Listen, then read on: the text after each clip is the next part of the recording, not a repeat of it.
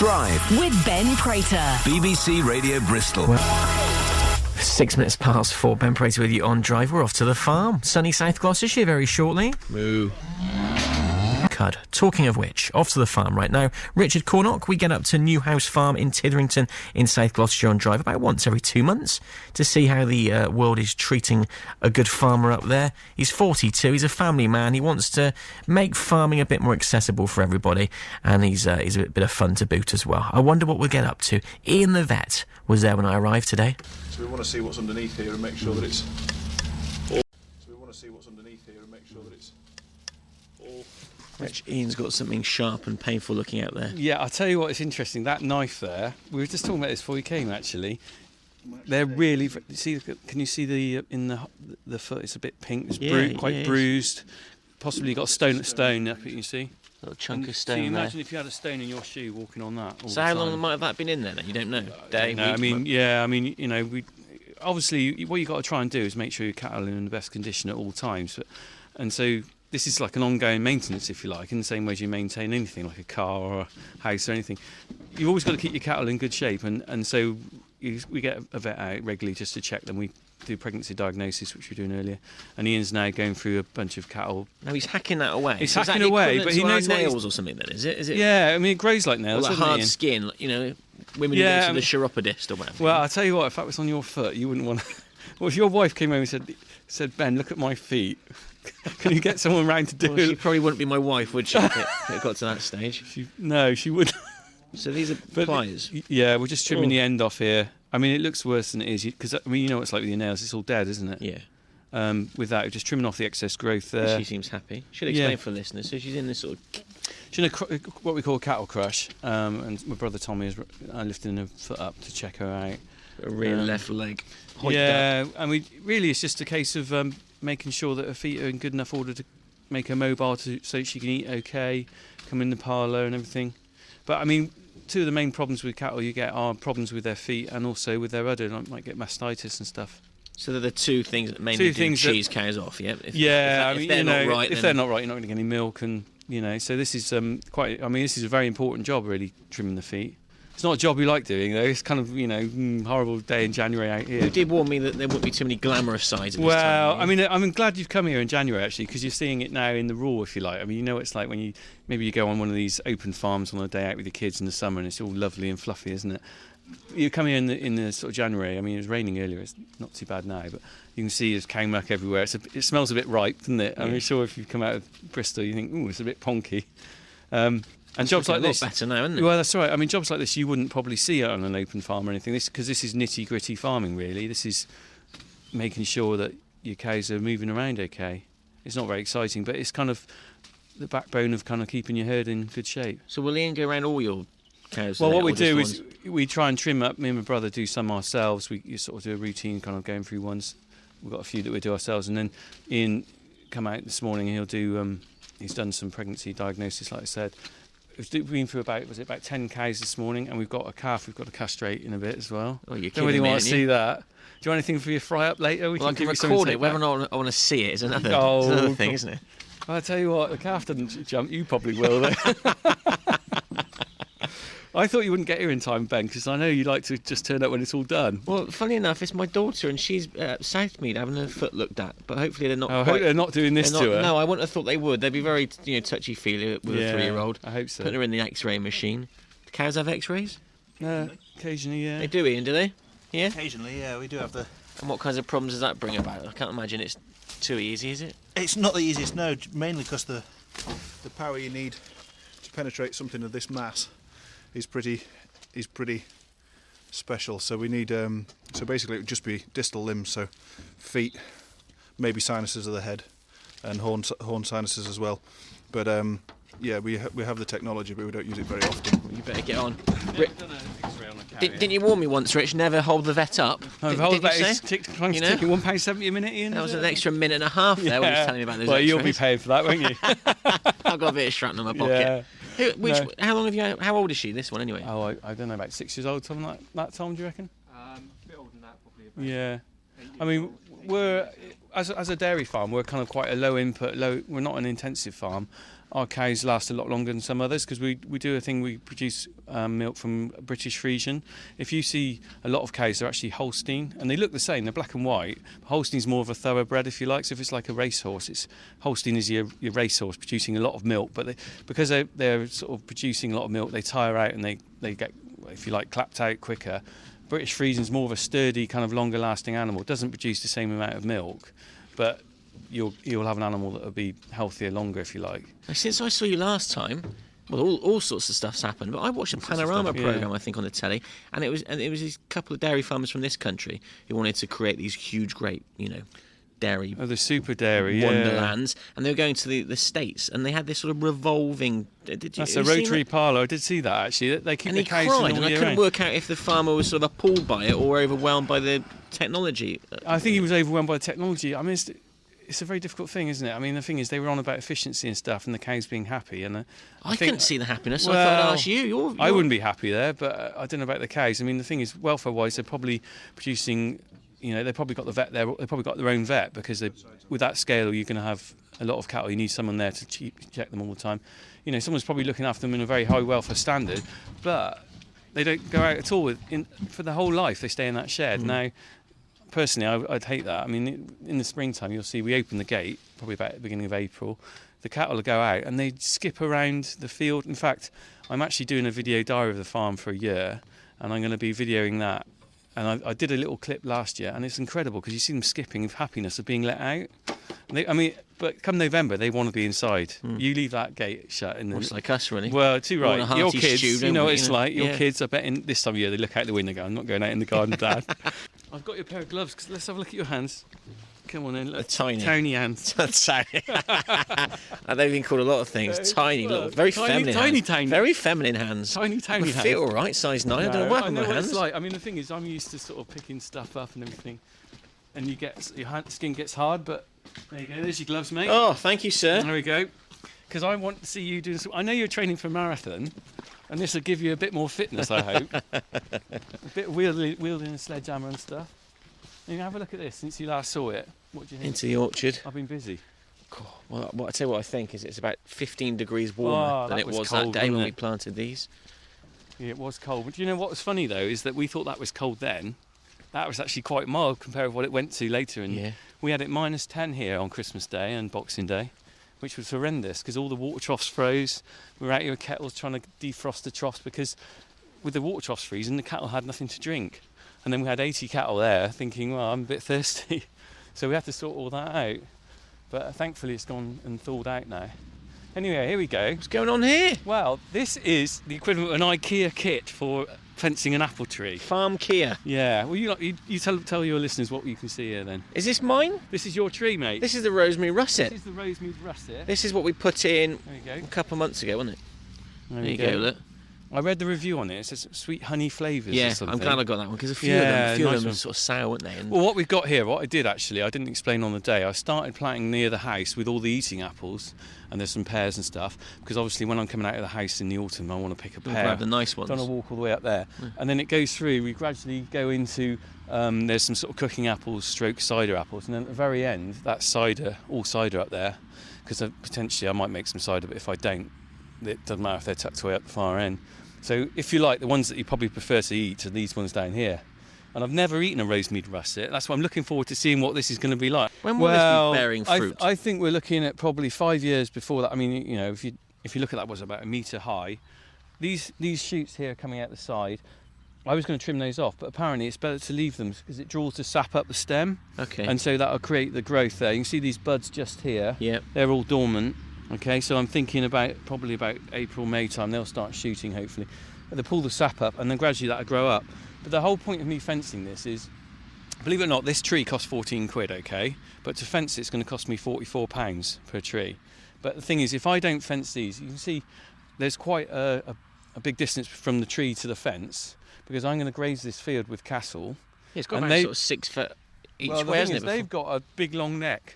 And what the problem is, from experience, it will tell me from the other orchard we got, if you don't fence far enough out, they'll reach in, and if there's a nice apple there or something, they'll grab the apple. They'll grab them a russet. You don't want that, do you? What time's that castration happening? Grab your russets. They will. You don't want your rabbits grabbed by a cow pen, do you? Especially not on a Monday or any day. No. No, I don't. So, I mean, it's looking brilliant. It's going to be absolutely fantastic, isn't it? well, the thing is, do you know what? I think this is like, if the farming, milking the cows is the bread and butter of our business, for me, doing things like the orchard, we've got ponds. As you come to the farm later in the year, I'll take you down the fields, I'll show you the ponds we're doing, and I'll show you things like we've got barn owl boxes and stuff. That to me is like the jam on top of the business, if you like, because I just love it. I love the fact that we're going to do this orchard here, and I'm 42, okay. Potentially, I'm not going to see the real benefit of this orchard. It'd be my children and your kids or your grandchildren might come back and see their apple that the dad planted. But isn't that wonderful that you've done something for the countryside and left something good behind? Because there's a lot of things you do in your life which just don't really matter, aren't they? You know, filling your form in on a computer or anything. Does that really matter? Yeah. But this is something, you created something here, and you've made England better, if you like, I think, you know? It's legacy, isn't it? Does that sound funny? Hey? I don't know. I think it sounds very admirable these days. You might not look at this in the same way as I do, okay? Now, to me, right, when I pull that out of there, you see the worms in it? Yeah, there's loads of them. Well, you see, this is the best soil on the farm. And that is gorgeous. If you were, any farmer would love to have that soil, because that's what they call sort of like a loamy soil. Yeah. Can you see it's almost sandy? Can you see slight grains of sand in it? And high organic matter. Now, if you're going to grow anything in that, crops or grass or anything, that would grow really well. Some parts of the farm are on quite heavy clay, and you dig that out, you put your spade in, it sticks, and it'll stick to your feet. But this is lovely. So these apple trees should do really well in here. So while we're digging, yes. What's happened then in the months since I came up last? Wasn't there some offer maybe to go to Europe? You're going to change to be an MEP or something? That hasn't happened Richard? yet, though. Is it maybe in the offing? I've got another little tickle, which is quite interesting. I don't know if you knew this. Someone's paid me £100 to spend a day with me on the farm. Oh, superb. How much are you paying for this? Well, someone bought one of my books. I've never met them before, but they bought a book from eBay, actually. I was selling them on eBay, signed copies. Some lady from London bought one for her husband as a Christmas present. And then she said to me, "Do you do farm experience days?" And I thought, could do. So she said, "Well, my husband's a lawyer in London, and he always fancied being a dairy farmer. So let me just get this crowbar here while I slave away while you stand." Well, you know, I've got to keep up the quality of the broadcasting. You have. Got to keep the hands steady with the microphone. So anyway, this lady has bought a farm experience day off me for £100, and she suggested the £100. I didn't know what to charge someone. So that's a bit of stone on it in here. Might have to move that bit. Oh, very rocky here. We're near Titherington Quarry, so you do get bands of stone down here. I mean, I wouldn't be wholly disappointed if you told me that was some Neolithic, remains or something. There are Roman. Actually, there's quite a few interesting things you find around here in the fields. When we ploughed some of the fields, we found some flint arrowheads and axes from prehistoric times. Well, that might be one. Well, tough luck, mate. It's got a stake going through it now. Let me just whack this one in. I think it's interesting. It's interesting me doing this with you, really. I don't really know what people expect of a dairy farm, really. And I'm really pleased that you come out here and have a chat about things, because you sort of think, do a lot of people just see it on the telly and think, oh, that looks lovely? So I'm out of breath now. This is what it's really about. This is out being out of breath. Are you going to break that? Yeah, mate. You don't need a gym, do you? That's one thing I can tell you about farmers. You teaching your lad this yet? Forget me, God, Jackie's got to be 2.5. He's not too good with a sledgehammer. When will that be? When will that moment be, Rich? He's keen now. I tell you what, I can't keep him away from the farm. He wants to, because as you know, we live in Thornbury, and every day it's like, Daddy milks cows, Daddy this, Daddy that. He came in and had a look at the cows. Now, what did you make of other things in the news? Was it Miriam O'Reilly, too old to present? What's that? Country File? Isn't it? As a farmer, have you got? Let me tell you something, right? I don't know how age shouldn't be anything to do with what you look like or anything. It's what you can do, isn't it? For instance, my dad is 76 and he got up and did the milking this morning. So is that anything to do with his age, or is that, if he was made redundant by the BBC, he would have gone about 20 years ago. Yeah. So, but do you think the public want some young, attractive, handsome people? They got Ben. Well, yeah, Ben Fraser on the radio, young handsome bloke. Is that? Who's the guy who does the Strictly Come Dancing? They've got on there. Brucey. Oh, Matt, the young lad who's out in the fields all the time. I know Matt Baker. He's Baker, quite good, actually. yeah. I like him. Well, Well, I think really you need a different all sorts of different age groups, because if we've got an ageing population, surely they're the ones who are walking around the countryside when they're retired, aren't they? And you probably want someone to be able to relate to in that sort of age group. So I don't know. I mean, it's a bit controversial, isn't it? I don't know enough about it to really comment, but I think you know, in that country file programme, you need all age groups, because you've got the young people with families like yourself going out for a walk in the countryside, trying to instruct your kids what things are over the fence. But also you've got all the people like the U3A and ramblers and stuff who might be retired and are wondering also what's going on. And they don't want someone who's 20 telling them stuff. They probably want someone... They probably want a few wrinkles. You know? Yeah. And I'm not saying Miriam and Riley had any wrinkles. No. You know, I'm not getting into trouble in your Well, field. that's right, stuff don't. like that. Right then, Ben, here we go. One steel shovel. Been in the family for years, so don't snap that in half. Right, what we want here... No, it's all scientific, look. We want a square just on... like that, just about there. That's it. You're looking good. And we've got in 2 inches now. Ben's got a little bit of sweat on there, I think. Not as heavy as I used. Oh, would you give it that heave? I give it pull back there, loosen it a bit. That's it. Now do your side. Yeah, we're doing well here. This is it. I wanted him to do his own tree, you see, because I think he's the only family man who's actually done his own tree if he does this little corner here. I know what this is about, though. It's you getting your hands on that microphone. It is, isn't it? You know? Yeah, this is Rich Cornock for the BBC. Oh, I wouldn't know where to start, mate. It's all right, you just press a button and talk. Yeah, you probably turn this off, haven't you? All right, well, it's square. How are we doing now? We're not doing too bad. It's not very well, that's and there's okay. Not as many worms. Right, now you want to edge it down round the side. So we're going straight down. That's it. Just give it a bit of welly down there. That's it. I like to offer a man a worm when he comes in. Look, 3 worms. Look at that. It's not bad, is it? That shows the soil's really fertile, all those worms. Is that a tractor right here Yeah, in the background? this is proper. Look, I reckon this BBC sound effects, isn't it? We haven't actually left White Ladies Road Number yet. 732, Ukrainian tractor. Yeah. That's a Massey Ferguson. I recognise it. Minsk. Yeah, here we go. Fantastic. Right, okay, we need a bar hole. Do you want to do the bar hole, or am I going to do it? The what? The bar hole. We've got to make the hole for the stake. Yeah, hold that a sec. Oh, right, okay. Hold your mic. I don't do anything where I injure myself, Mr. Cornock. Yeah, well, I'll do it because I don't want to embarrass you. No, the forms I'd have to fill out to do that. Yeah, it would be horrendous. In the BBC these days, I won't. Right. Yeah. Oh dear. Right. Mine looks straighter than yours there, Rich, isn't it? Yeah, well, do you want to do the sledgehammer? No, I've tried this once. Okay, you seen it At on a friend's house, and it was Right. atrocious. Hey, and I what almost sort of friends do you go to who have a He sledgehammer? had a lovely. His mum and dad used to live up in Hexham, Right. in Northumbria, and it was marvellous. Oh, it's a bit. Oh my Oh life! dear, we'll be alright. Right, yeah. See, my hole made that very easy for you, didn't it? Oh, it's quality hole, Ben. Thanks a lot. Best hole I've seen dug ever. What's the rain like on a farm? I'm trying to have my roof done, and it's been awful I because have the to bloke say, keeps phoning up saying he can't do it in the rain. I have to say, right, it's interesting with the weather and everything. Is that I guess in a situation most people when it rains, they look out the window and they think, right, I better take a coat to work. And I don't know, my wife works in an office and she walks from the house to the car, gets a bit wet. Walks from the car to the office, gets a bit wet, and that's it for the day. Whereas unfortunately on the farm, I look out the window and I think, oh God, it's raining.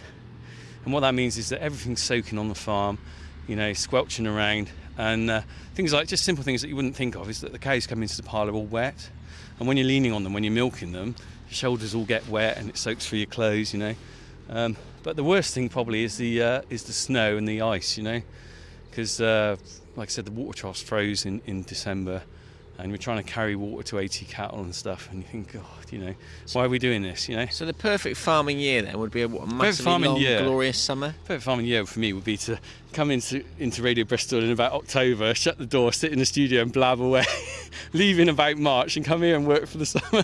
Well, it might happen, Rich. You never know, do you? No, actually,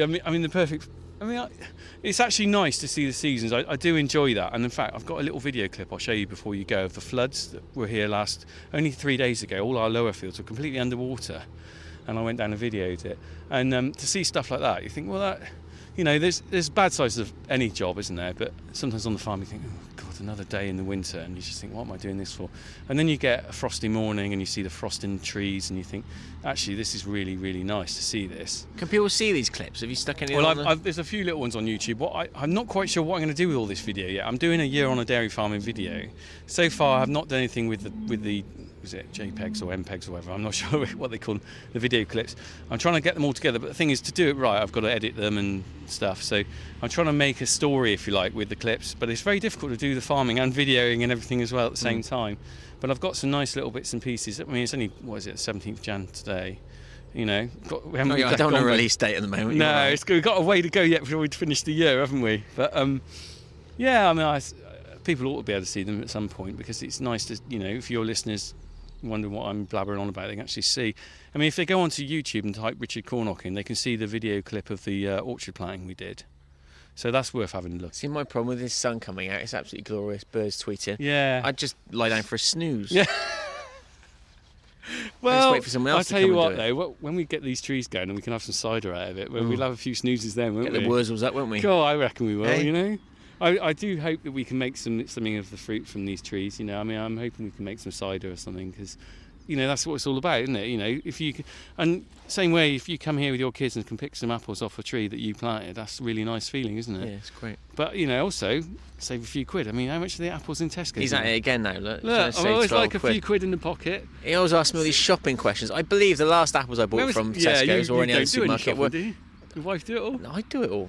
Do you? I think it's 2 bags of 8 apples for about £3 or something. It's amazing, yeah, you're probably right. I mean, And that was a deal. Yeah, and you sort of think, well, by the time these trees have grown up, 20 foot or whatever, you'll probably get hundreds of apples on them. Yeah. But, I mean, it's just a lovely thing to do, really, isn't it?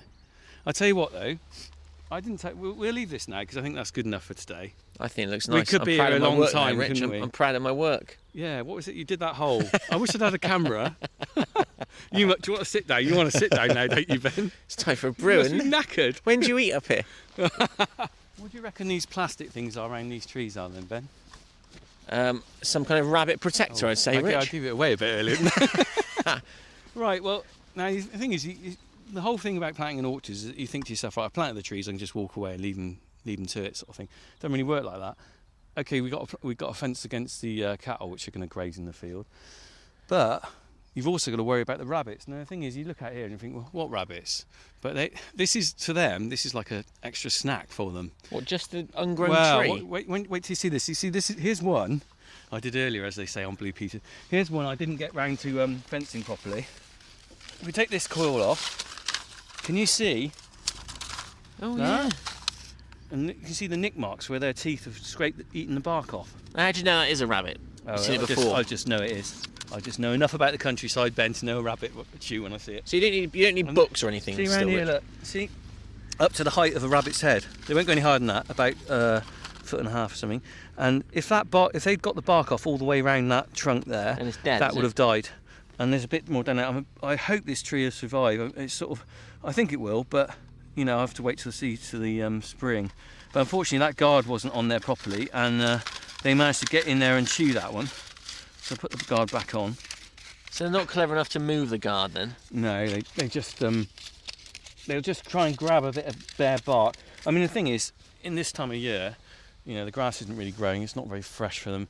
And when we had all that frost and snow, there wasn't a lot else for them to chew at. So they sort of come out here and have a go at the trees. What will they go for? They'll just go for all of them. They just go through the bark.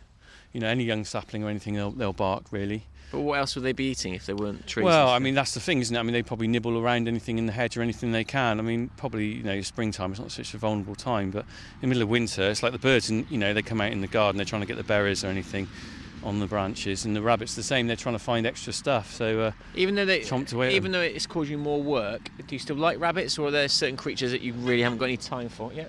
Who's that? Local Give farmer. him a That's shout Mr. out, Gray, then. that is. Mr. Gray. Hi, Mr. Gray. You're on BBC Radio Bristol, Mr. Yeah. Gray. Yes. Do you hate rabbits? Do you hate things that cause you extra work? Well, we've got a chap who comes ferreting, who comes and gets. I mean, it's like you can't hate wildlife, can you? Because they don't know they're trees for apples. They're just there for something to eat. But you have to control something like the rabbit population, because they just get out of, they breed like rabbits, don't they?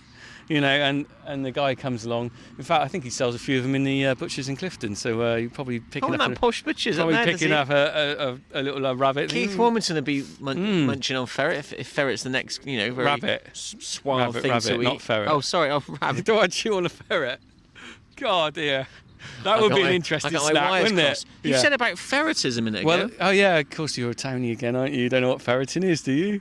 I presume They it's stick a ferret down a hole and it chases the rabbit out, and they catch it in nets. not looking for ferrets on your farm. Then it's the other way. No, around, isn't but it? what happens is the chap will come in with a couple of ferrets, and Is he a northern chap? no, like our Lou Taylor he's on the just travel. round the corner. Oh right. He's just. Did he used to live up north? No, this is that's whippets, isn't it? And ferrets down their pants and all Ferret that. down the pants.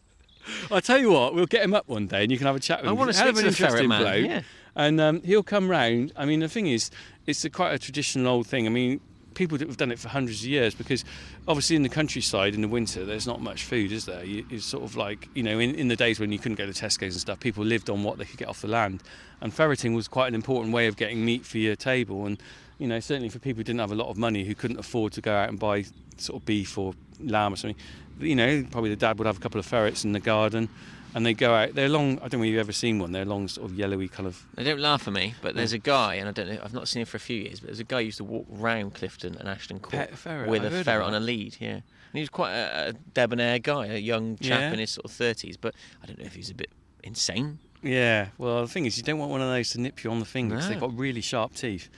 But what they'll do, I mean, you can't really see any rabbit holes here, but actually, we'll walk over the hedge. You might see the old rabbit hole. Do you know what I saw the other day? I went down to do a report on a shepherd and right. 2 sheep on College Green in Bristol. What were they doing then? They got a bit lost. It was a didn't bit of a publicity thing. They were Okay. launching a business venture where businessmen and farmers could come together. they? Oh right. But Like business I link. asked this guy how much one of his sheep were worth, and it 100 quid for the Yeah, whole sheep. that's not a lot. That's what they are. Yeah, because where the money is, it's like anything, isn't it? For instance, our milk. Okay, our milk. How much? You won't know this because I don't know it. How much is a litre of milk in Tesco's? I know this. Or I get supermarket? two. How much is 1 litre of milk? All the listeners are going to phone in now and say, "Well, you have your milk delivered?" But I did for a while. Yeah. But It's it's expensive, expensive. isn't it? It Yeah, is it is, expensive. I pay 3 quid for 8 pints of Oh, this is complicated. of I've got to organic. work it back into litres. Organic semi-skim. No, So we're not 2 organic. 4 pints was 8 quid. Was 3 quid.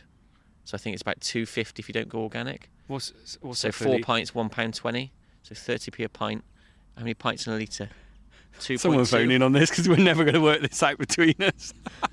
Let's just guess that a litre of milk is say 80p. Can't right? guess. This is a highbrow feature, Rich. Is it? When did that happen? Highbrow feature. Look, I got my phone from the Stone Age here. Right, how many pints in a litre? Is it 2.2, or is that a 2.2? different I conversion? think it's 2.2, is it? We're useless, aren't we? 2.2. Well, I don't know actually what we're trying to work out now. Nor am I. Let's just pretend that it's 80p a litre. I think it's about 80p a Anyway, litre. we're getting off the subject here, but what I'm saying is that we get 24.6p a litre for our milk, okay, taken off the farm.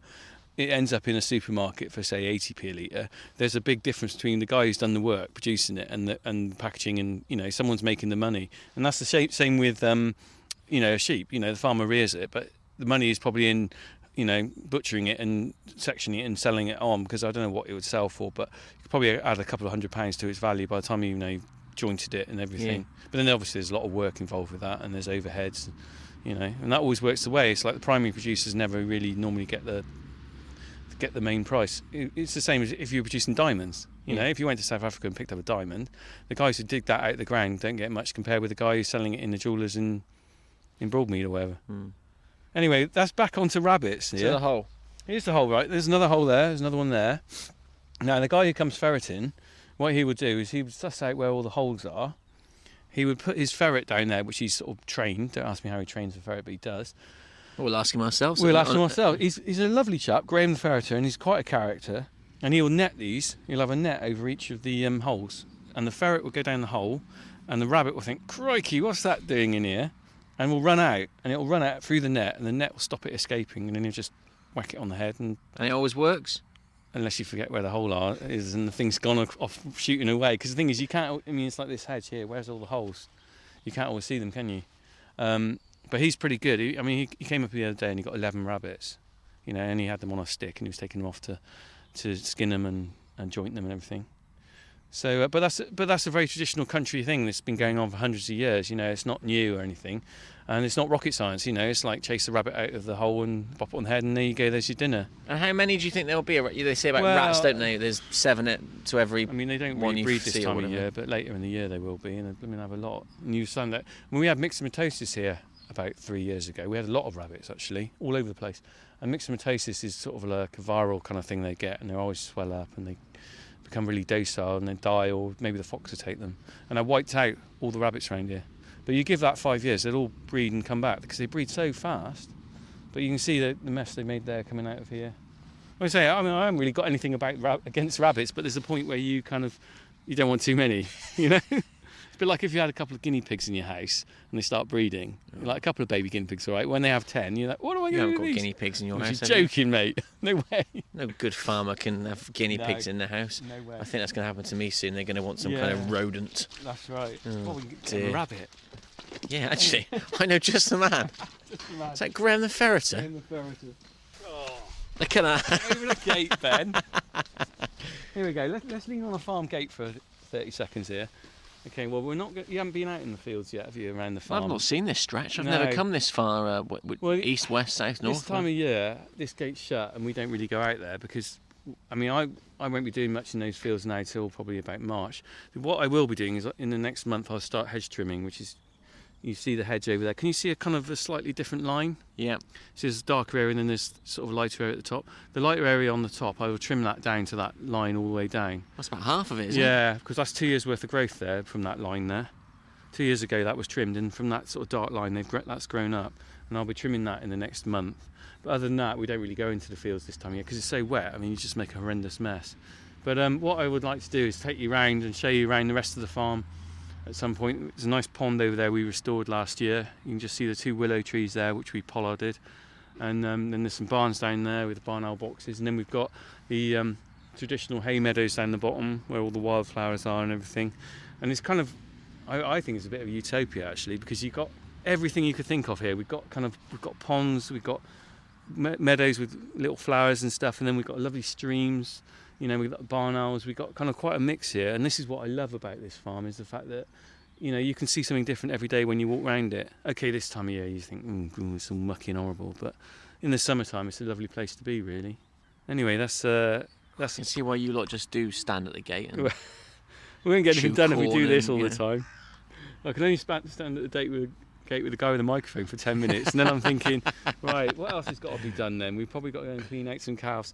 In fact, there's some cows in here. By the way, listeners, if you're thinking when will this feature end this week, it'll be when Rich next suggests that there's some dirty work to be done. Yeah. And I'll be running the other direction. Oh, you're right. See, I like that smell now. You say, I bet you thought I hated that. No, that's not that real sickening Well, it's all manure smell.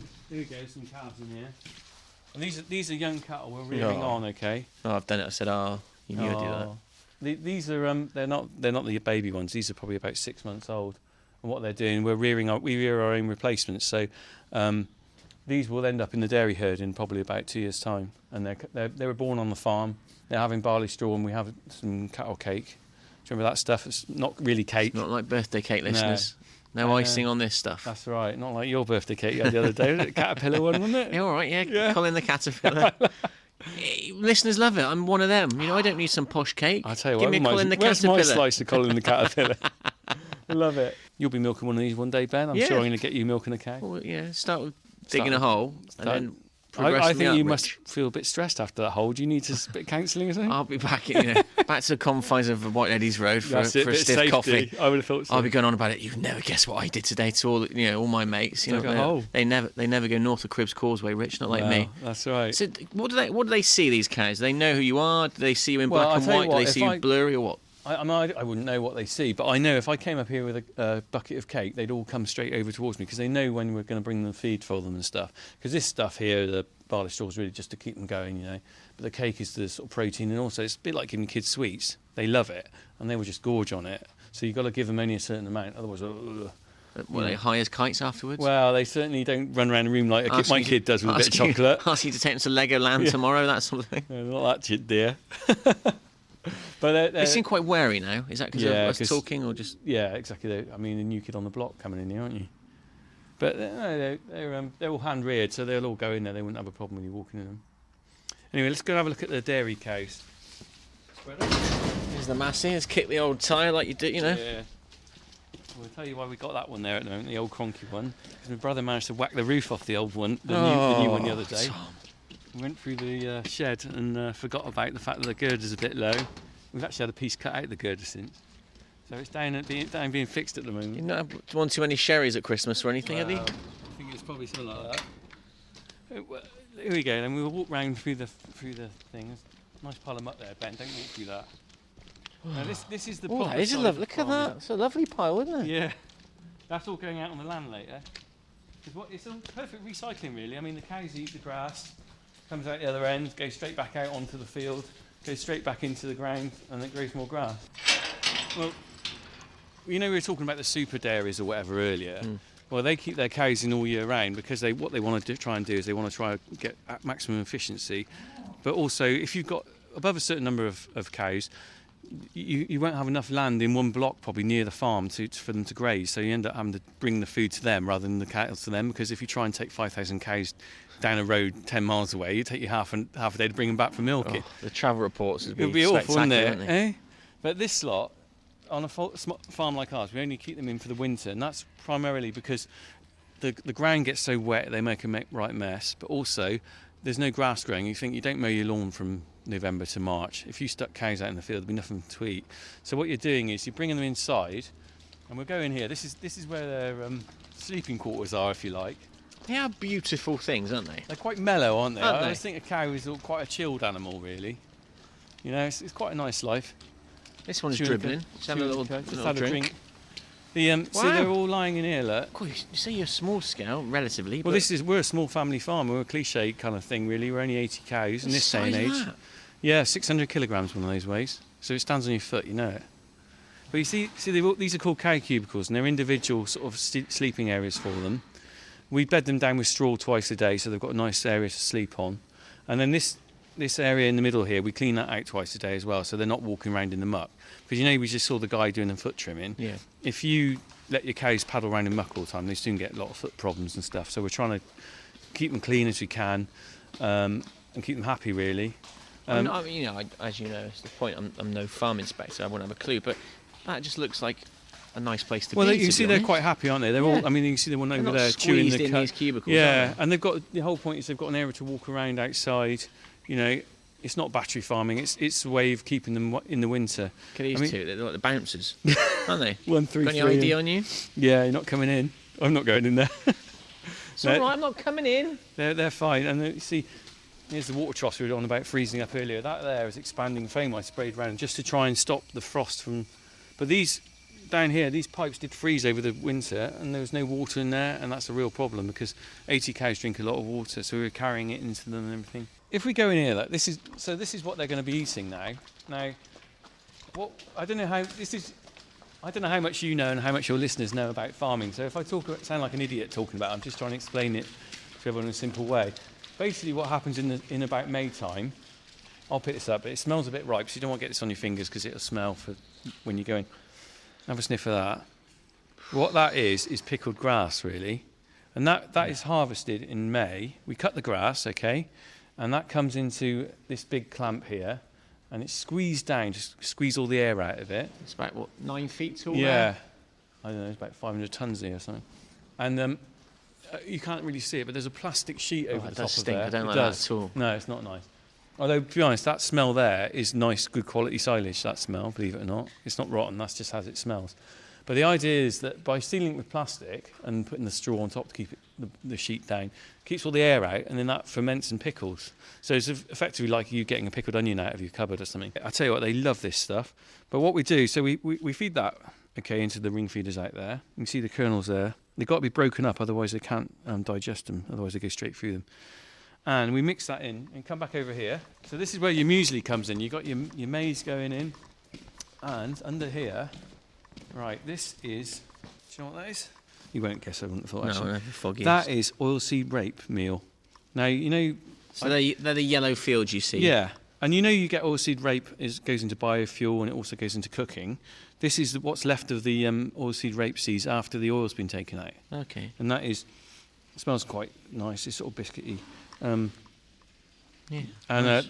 that's quite high a sort of protein level. That will mix in with the maize and give them a balanced diet. But even though that's a byproduct, that's £215 a tonne. There's 860 quid's worth underneath that sheet there. That'll last a month.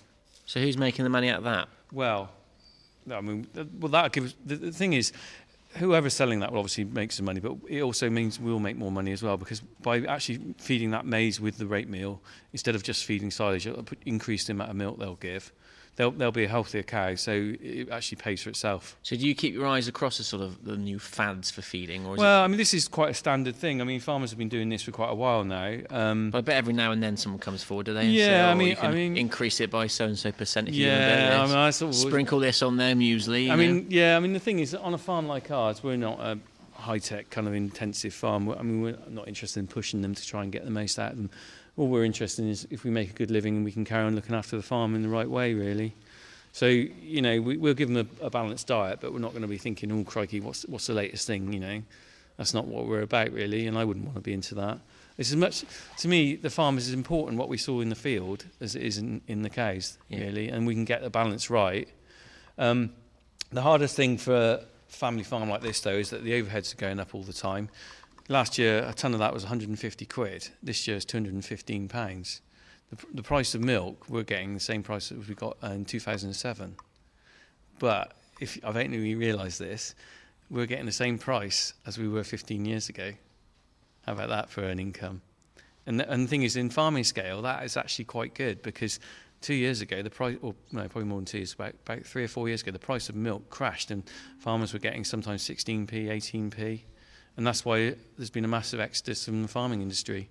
But how long can you carry on producing milk at the same price as 15 years ago?